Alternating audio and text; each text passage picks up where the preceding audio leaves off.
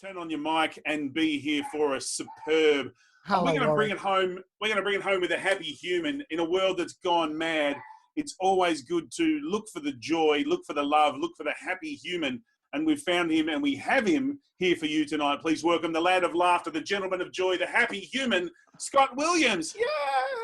I heard the yay. I could see it coming through. Well done. And may I say, what a treat it is for all of the participants that are here watching Kate and Ben and Pat, because they had some vital information that really is timely for the moment. And that's, I mean, we all hear about living in the moment, but all of us are really experiencing that in a huge degree. So we have to try and figure our way through it. So as the happy human, my question for you is, how do you stay a happy human? With all this wonderful weird bang stuff going on, how do you stay a happy human? Well, I think I was always a positive person. I was always born with a positive mental attitude. People talk about a positive mental attitude, and we really are in two spheres. We're either an optimist or a pessimist or somewhere in between. An optimist will generally look at something that's gone wrong in their lives, not as a reflection of themselves, but of some action they took that went wrong. A pessimist will tend to look at themselves when something goes wrong and say it's my fault. What have I done? And this is something that is built into your DNA, I think, from an early age. I think parental influence can contribute to it. Your environment as you grow up, nurture versus nature. But at some point, you need to take responsibility and say, I need to do something to try and change how I'm thinking if I want to be and feel better. Some people don't want to do that. Some people are happy in their misery, and so you can't try and change them. But if you do want to develop a more positive bias, then there's certain steps you've got to take. So, I want to know what those steps are. So what happens when sad or bad things happen? How do you go from things are middle of a global pandemic, whatever's going on in your life, sad or bad? How do you then go, how do I turn this around? How do I make choices? How do I make, and what's the impact? I know you've got a few different models that you may or may not choose to share, but what's the impact? How do we get our brain functioning right for us? Well, I think when we're in an environment in which we're in now, we tend to sort of drag it all in, and our world expands and takes in not just this headline I've read, but that headline, and we continue to expand. And as we expand, we begin to catastrophize because it all becomes, a lot harder to deal with. We need to reverse it in situations like that and bring it back down to what's within my control to change.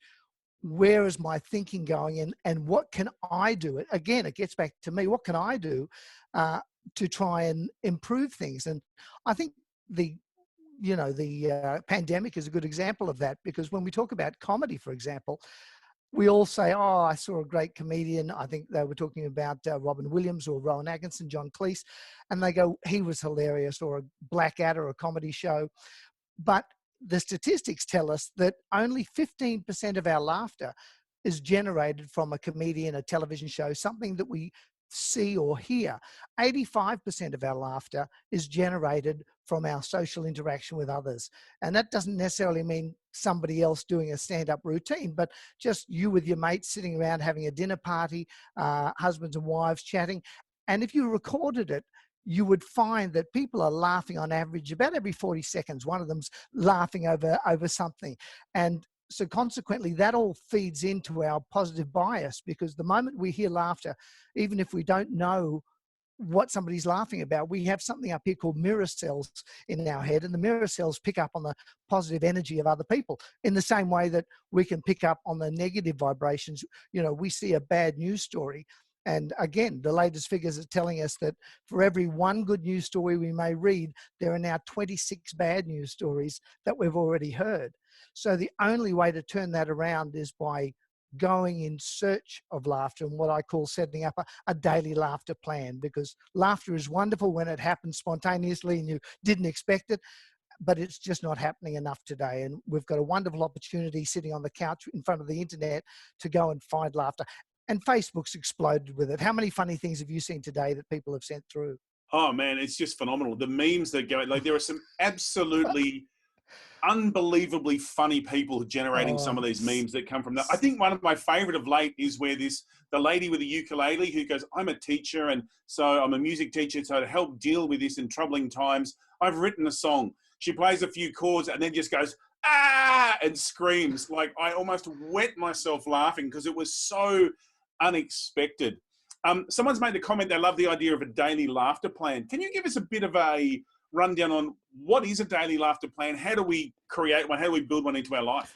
Well, look, a great example is that sometimes we'll have somebody, a friend of ours, a family member, send us a funny meme or a cartoon, and we look at it and we associate with it and we laugh out loud.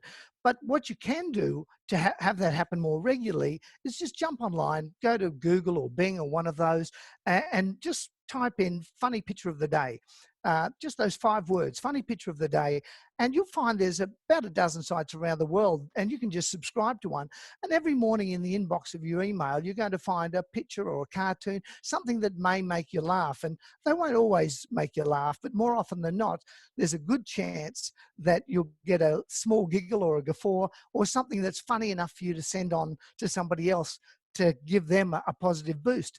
And if we can create enough of those positive boosts, on our day, particularly when we're locked in at home, when we have the time, your whole outlook can be brighter. We can't just keep tuning into the news because it's regurgitating the same thing, the same death numbers, the same, and then you've got the conspiracy people coming out. You've got all different, and you don't know what to believe. So you end up getting more and more frustrated, more and more anxious. Your anxiety levels rise, and you really have to do, as I said, pull away from the world, be in the world but not of it, to quote the Bible, and go back into yourself and look at what you can do right now, just at this moment. My wife Angie said to me, oh, you should see the news. It was about, COVID and children or something. And I said, I can't. I've got to fix the crack in the render. And that's my moment. I'm halfway up a ladder, and I feel for everybody who's suffering. But right now, the best thing I can do while I'm halfway up the ladder is finish the job and get satisfaction from that. And if we can find ways of getting satisfaction moment to moment in a day, at the end of the day, instead of feeling exhausted and beaten, we'll feel like we really want to be with our spouse. So, as the happy human legend that you are, I'm really interested on your thoughts on Legend that you are as well. I just think that's a good subtitle to go with. Hey, what are your thoughts on positive thinking versus happiness? I'm just interested because there's a lot of people who espouse positive thinking, and then there's others who are like, yeah, but just positive thinking is not enough. No, that's right. It's all well and good to say it's like people that suffer from depression, which is, and I'm talking about clinical depression, not just you're depressed because you banged your car at the intersection today. That's temporary depression or upset. But clinical depression, deeper depression, people tend to say, oh, look, if just think happy thoughts, and it just doesn't work like that because they don't process that in the same way. It all comes back to me. It all comes back to, what have I done wrong? I deserve this. It's a beat up of yourselves. And that's what you've got to try and override. And what you can do is interrupt the thought process, which is the main thing to try and get in the habit of doing. Yes, this may have happened, but what positives may come out of it, or where do you see benefit? You need to try and just shine the light a little bit into that dark, because darkness cannot exist where there is light. Light will always be more powerful. So it doesn't matter how big it is. You don't have to change the world. Just something that's going to, what makes you feel good for a moment. Like if you think of 10 things that make you feel good, and I mean, it could have been your child when they were, I remember my son Oliver, who's 32 now, lives in California. But when we were checking the Ritz-Carlton Hotel in Double Bay in Sydney, he was about 4, and he looked up at the Lion Crest logo, which is the logo of the Ritz-Carlton, and he shouted right across the foyer, "We've stayed here before." And I was very proud. I said, "Yes, how do you know that?" He said, "Because we've got that picture on our towels at home." So there's that moment that I'll never forget. And if I think about it, and I think about maybe 2 or 3 or 4 more of those different things, we can actually pull ourselves up by the bootstraps, as we've been told by previous generations, dust off and get on with it. Um, I'm really interested because you are someone who is very focused on making sure that you are happy and those around you. How do we share And joy my with others? neighbours, I see my neighbour Michael is watching tonight, and my agent Rosemary, they're all here. It's fantastic. How do you We're all interested in happiness. how do you share happiness with others? What are some of the things that you do? Great, you might get some memes or something off the internet. What are some of the things that you'll do in your day that just keeps sharing the happiness around? Look, I talk. That's all I've done all my life.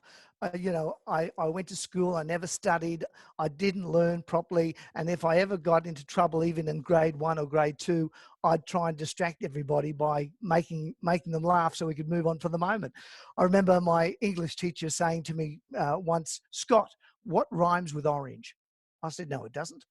So it's that kind of moment that just breaks the stress. And I work from the moment I get up in the morning till the moment I go to bed at night. If I interact with somebody on the street, if I'm going for a walk, or my neighbour Michael, or whoever it might be, just to try and make them laugh, put a smile on their face. It doesn't have to be a belly laugh. I'm not trying to do stand up on the sidewalk, but it's just making the other person feel just a little bit better. And that's all I Yeah. can do. And that's got to be good for your health as well, yeah? Both your For my physical and your health, mental health. Or anyone's oh, health. Having, it's having a bit of a chuckle and sharing it with some random, it's got to be good for you. It's absolutely, it's the best thing you can do, because I mean, even with, I think it was Pat or Kate was talking about, or in fact both of them, I think, were talking about moments of great suffering in our lives, and we all tend to think that it's only us until we hear the stories of other people. Same with depression. I mean, depression was once swept under the table and nobody ever spoke about it, and in the early days it was just called melancholy. And I think that's why it's so important for people to talk about depression, those that suffer from it, so that somebody else can go, oh, God, I thought I was the only one feeling like this. And it's the same with life. The moment we realize we're not alone is the moment we feel that there's hope. And that's what we strive for every day is hope. Yeah, fantastic. Thank you so much, Scott, for your time today. It's been so good just having a quick chat with you. Can we get